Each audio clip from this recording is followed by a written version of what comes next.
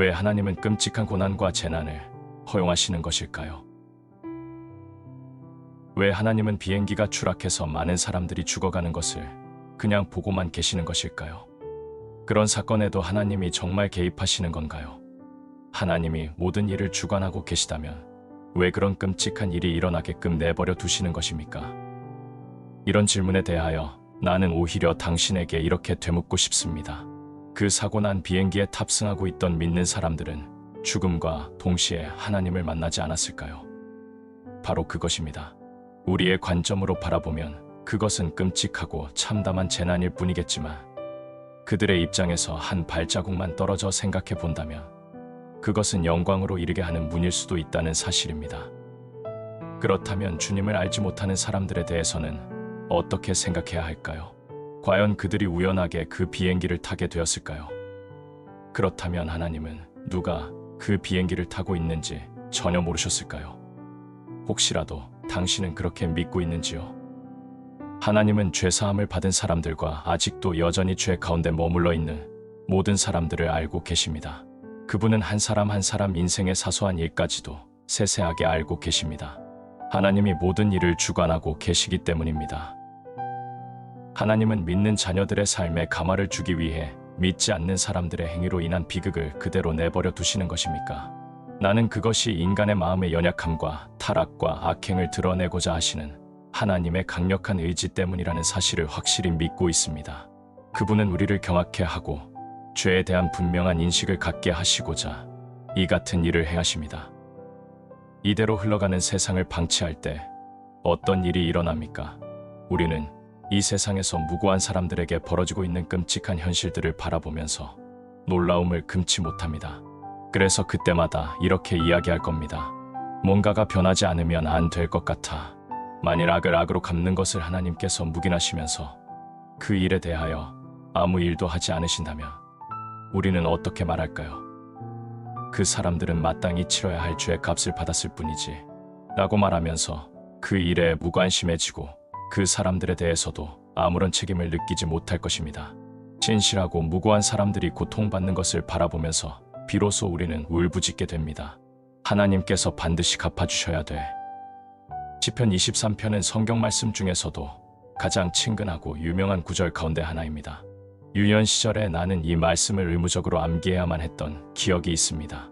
또 장례식이 치러질 때에도 우리는 이 말씀을 늘 듣곤 합니다. 병상에 누워있는 환자들에게도 사람들은 이 말씀을 자주 읽어줍니다. 전장에 나가 있는 병사들이나 견디기 힘든 고난 가운데 처해 있는 사람들이 이 말씀이 들어있는 손바닥만한 신약 성경이나 시편을 주머니 속에 고이 간직하고 있었다는 고백을 자주 듣습니다. 여호와는 나의 목자시니 내가 부족함이 없으리로다. 그가 나를 푸른 초장에 누이시며 쉴만한 물가로 인도하시는도다. 내 영혼을 소생시키시고 자기 이름을 위하여 의의 길로 인도하시는도다. 내가 사망의 음침한 골짜기로 다닐지라도 해를 두려워하지 않을 것은 주의 지팡이와 막대기가 나를 안위하시나이다. 성경에서 골짜기라는 표현은 주로 어려움이나 고난, 시험과 고통의 순간을 상징하는 의미로 사용됩니다. 이처럼 골짜기를 다닌다는 것은 믿는 이들의 삶에도 결코 피할 수 없는 역경의 순간이 존재한다는 것을 의미합니다. 왜냐하면 산을 오르기 위해서는 골짜기를 거치지 않을 수 없기 때문입니다. 우리 모두는 크리스천의 삶이 늘 정상에서 정상으로만, 절정에서 절정으로만 연결되기를 바라고 있겠지만 그것은 불가능할 뿐만 아니라 합당하지도 않습니다. 하나님은 우리로 하여금 골짜기에서 살라고 하시지는 않습니다. 그렇지만 어려울 때나 고난을 당할 때나 시험과 연단이나 환난과 고통의 순간에 우리는 인생의 골짜기에 머무르게 되기도 합니다. 사망의 음침한 골짜기로 다닐지라도 해를 두려워하지 않는다라고 시편 기자는 고백하고 있습니다. 이 시편은 시련과 고통에 대하여 이야기하고 있습니다. 인생에는 반드시 시험과 고난의 시간이 있습니다. 때로 우리는 절망하기도 하고 또 가끔씩은 어디에도 의지할 곳이 없다는 생각에 처절한 외로움을 느끼기도 합니다. 서로 누군가가 나를 위하여 어떤 일을 해준다 하더라도 우리는 전적으로 하나님을 의지해야 함을 깨닫게 됩니다. 우리는 진실로 그분을 의지합니다. 양들이 목자를 떠나 뿔뿔이 흩어진다면 그 양들은 끝내 위험에 처하게 될 것이기 때문입니다. 선한 목자이신 하나님은 우리를 푸른 초장과 쉴만한 물가로 인도하여 주실 것이라고 말씀하고 계십니다. 그분은 우리의 영혼을 소생시키시고 의의 길로 인도해 주실 것도 약속하고 계십니다. 이 시편에서 가장 핵심이 되는 말씀은 바로 주께서 나와 함께 하심이라입니다. 우리가 어려움이나 고통과 치열하게 싸우고 있을 때 우리를 위로하고 우리에게 확신을 주며 우리가 의지할 수 있는 유일한 분이 하나님이라는 사실을 깨닫게 해주는 말씀이 바로 이 고백이기 때문입니다. 어떠한 고난과 역경을 만나더라도 먼저 하나님께 여쭤보시기 바랍니다. 주님, 왜 제가 지금 이 골짜기에 머무르고 있는 것입니까? 그리고 그분께 의뢰하시기 바랍니다. 주님, 이 시험을 통하여 하나님께서 제게 정하신 목적이 무엇입니까? 이 골짜기에 머무르고 있는 동안 저는 어떻게 응답해야 하는 것입니까? 당신은 단지 눈으로만 눈물을 흘리고 있는 것이 아닙니다. 더 깊은 곳에서 당신의 영과 더불어 울고 있는 것입니다. 어떤 골짜기에서는 너무너무 견디기 힘든 고통이 숨을 조여오기도 할 것입니다. 그것은 당신이 지금 받고 있는 연단입니다. 얼마 있지 않아 당신의 가장 깊은 존재인 영혼의 깊은 곳으로부터 어떤 반응이 있을 것입니다. 그 깊고 어두운 고통의 골짜기에서 우리가 겪고 있는 이 처절한 아픔을 이해할 수 있는 분은 오직 예수 그리스도뿐입니다. 바로 그 예수 그리스도께서 우리에게 이렇게 말씀하십니다. 나는 선한 목자라. 내가 내 양을 알고 양도 나를 아는 것이 아버지께서 나를 아시고 내가 아버지를 아는 것 같으니 나는 양을 위하여 목숨을 버리노라. 나는 이것을 알고 있습니다. 당신이 골짜기에서 아무리 위태롭고 고통스럽고 어려운 곤경에 빠져 있더라도 선한 목자의 보호하시는 손길로부터 당신을 끌어낼 수 있는 자는 아무도 없다는 사실 말입니다. 험한 골짜기를 지날 때마다 우리가 하나님의 손을 잡고 있는 것이 아닙니다.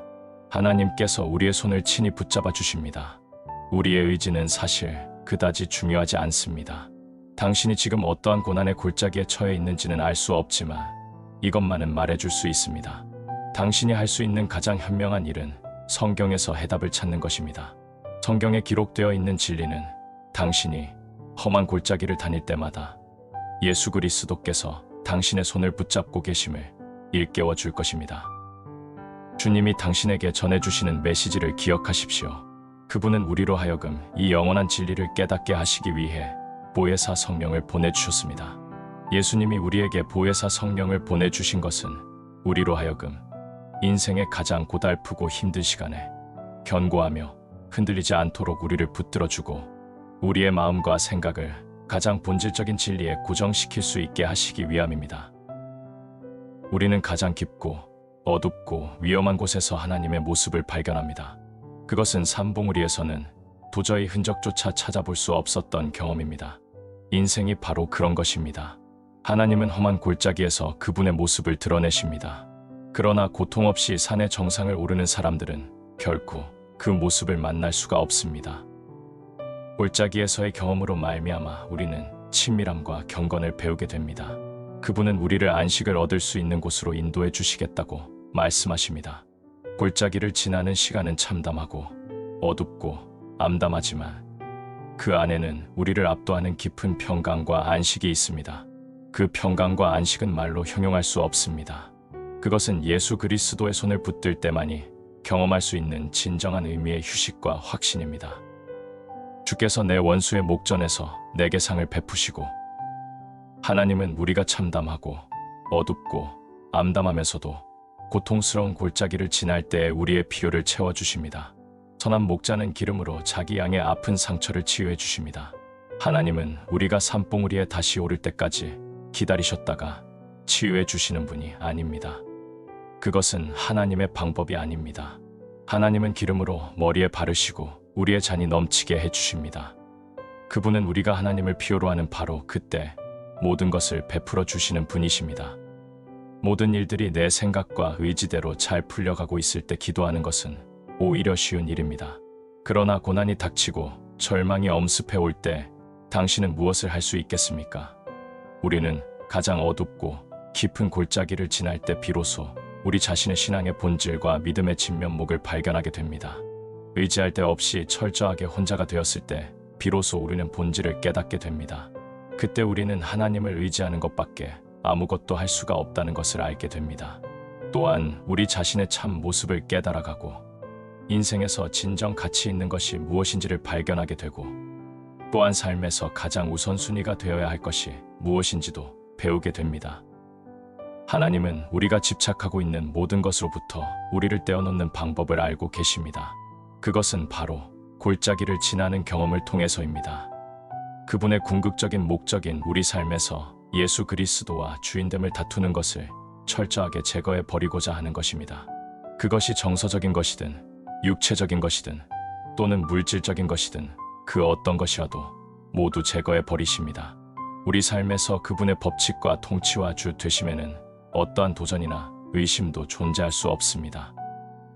예수 그리스도를 주님으로 영접할 때에만 여호와는 나의 목자신이라는 고백을 드릴 수 있습니다. 또한 그렇게 시인할 때만이 내게 부족함이 없으리로다라고 고백할 수 있습니다. 우리는 독생자이신 예수 그리스도를 통하여 갈보리에서 흘리신 보혈의 피로서만 용서함을 받을 수 있습니다. 당신이 하나님 앞에서 모든 죄를 자복하고 예수 그리스도를 구주로 영접하는 그 순간 그분은 당신의 구주가 되시고 선한 목자가 되어주셔서 당신의 삶을 영원토록 인도해 주실 것입니다.